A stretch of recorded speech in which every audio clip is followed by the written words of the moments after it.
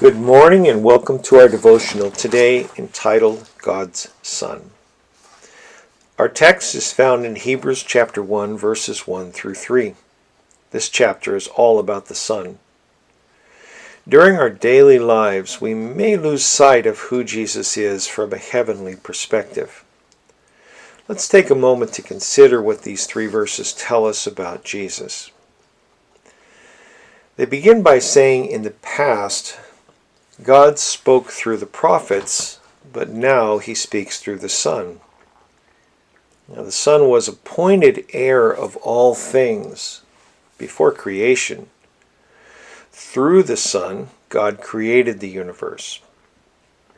The Son is the radiance of his glory, the exact representation of his nature, and he upholds all things by the power of his word. After he had provided purification for sins, he sat down at the right hand of the Majesty on high.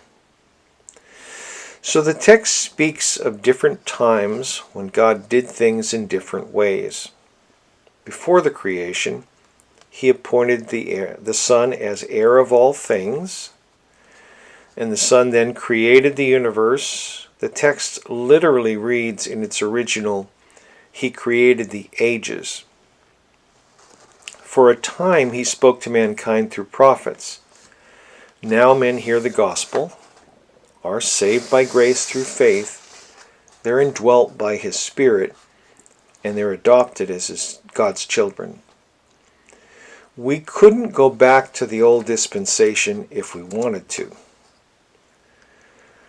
The Son has come to his creation, purified all men from their sins, and saved all who accept that gift, and given them eternal life. Then he sat down at the right hand of the Father. You see, the work he came to do was finished. John 19:30. If we want to know God, we now need only look at the Son.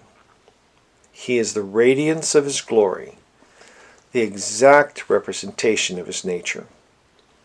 That is why we study. That's why we go to church. We want to know God through the Son. As you go about your life today, remember that God is speaking. Take time to listen and consider. Live in the time you are in and embrace the purpose behind it.